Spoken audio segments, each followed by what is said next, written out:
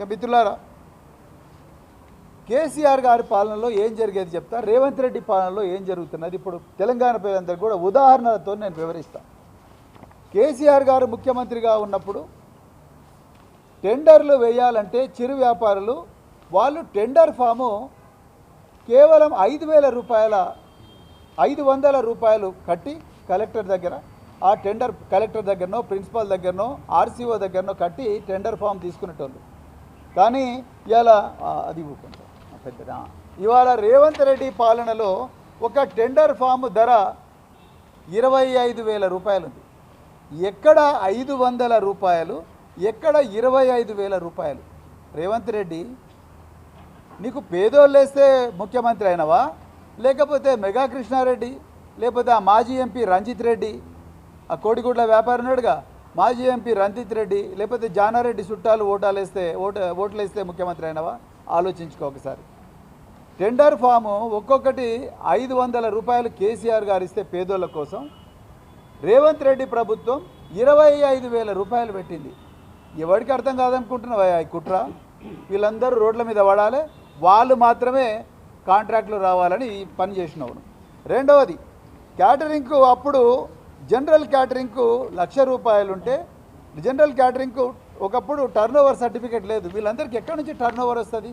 వీళ్ళు ట్యాక్స్ కట్టే బ్రాకెట్లో ఉండరు. అందుకొరకు వీళ్ళకు టర్నోవర్ అనే నిబంధన విధించలేదు.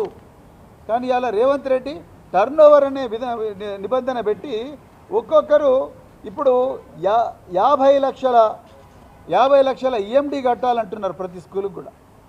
50 లక్షల ఈఎండి ఎక్కడి నుంచి తీసుకొస్తారు? 10 తరాలు కష్టపడ్డా వీళ్ళ దగ్గరికి 50 లక్షల ఈఎండి రాదు. ఆ 50 లక్షల ఈఎండి కడితేనే టెండర్కు రమ్మంటున్నారు.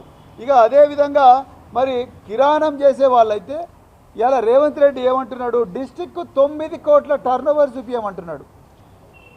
9 కోట్ల టర్నోవర్. ఆనాడు కేసీఆర్ గారు కేవలం కిరాణంకి 100 లక్షల రూపాయలు మాత్రమే పెట్టిండు. కానీ ఇక్కడ 9 కోట్ల టర్నోవర్ చూపించమంటున్నాడు రేవంత్ రెడ్డి. మీరు చూడండి ఎంత అన్యాయమో, ఎంత పేద ప్రజలంటే ఎంత కసి, ఎంత వివక్ష ఉన్నదో ఇప్పుడు అర్థమవుతూ ఉన్నది. అదేవిధంగా కేసీఆర్ గారి పాలనలో ఒక్క కాంట్రాక్టర్ 3 స్కూళ్ళ దాకా చేసుకోవచ్చు. అంటే ఒక స్కూలు చేతనైతే ఒక స్కూలు, కూరగాయలు మాత్రమే చేతనైతే కూరగాయలు, లేకపోతే చికెన్ చేతనైతే చికెను, మటన్ చేతనైతే మటను, లేకపోతే కోడిగుడ్లు అంటే కోడిగుడ్లు. కానీ ఇప్పుడు ఆ పరిస్థితి లేదు. ఇప్పుడు మండలాన్ని ఒక యూనిట్ చేసిండ్రు. ఆ మండలంలో ఒక్కడే కాంట్రాక్టర్ ఉండాలంట. ఎట్లా వీలవుతుందండి? వీళ్ళందరూ ఏం కావాలి? ఇక్కడ ఉన్న వాళ్ళందరూ కూడా రెక్కాడితే డొక్కాడిని కుటుంబాల నుంచి వచ్చిన వాళ్ళు. ఇంకా ఇలాంటి వాళ్ళు కనీసం అంటే 20,000 మంది తెలంగాణలో ఉన్నారు. 14వ తారీఖు లాస్ట్ డేట్ అని పెట్టింది. ఎక్కడి నుంచి పోతారు? ఏడుకెళ్ళి తీసుకొస్తారు వీళ్ళు టర్నోవర్. అదేవిధంగా ఒకప్పుడు సొసైటీలలో కూరగాయలకు 30,000 రూపాయలు మాత్రమే టర్నోవర్ చూపించాలని ఈఎండి పెట్టమని అన్నవాళ్ళు 30,000 రూపాయలు. ఇవాళ రేవంత్ రెడ్డి 4 లక్షల నుండి 10 లక్షల రూపాయల టర్నోవర్ కూరగాయలు అమ్ముకునే వ్యాపారాలు చేయమని అంటున్నారు. జీవో 17 ప్రకారం చెప్తా ఉన్నాడు. అదేవిధంగా మటన్కు 30,000 మాత్రమే ఈఎండి పెట్టమన్నారు. ఈఎండి అంటే డిపాజిట్. కేసీఆర్ గారు వీళ్ళెంత పెట్టమంటున్నారు? 75,000 పెట్టమంటున్నారు మటన్. చికెన్కు మటన్కు 75,000 పెట్టమంటున్నారు. అదేవిధంగా ఇంకో గొప్ప విషయం, కేసీఆర్ గారు ఎస్సీ ఎస్టీలకు 40% రాయితీ, 40% ఈఎండిలో రాయితీ ఇచ్చాడు. కానీ అలా రేవంత్ రెడ్డి ఆ రాయితీని తీసేసాడు. మల్లికార్జున ఖర్గే, నిద్రపోతున్నావా స్వామి నువ్వు?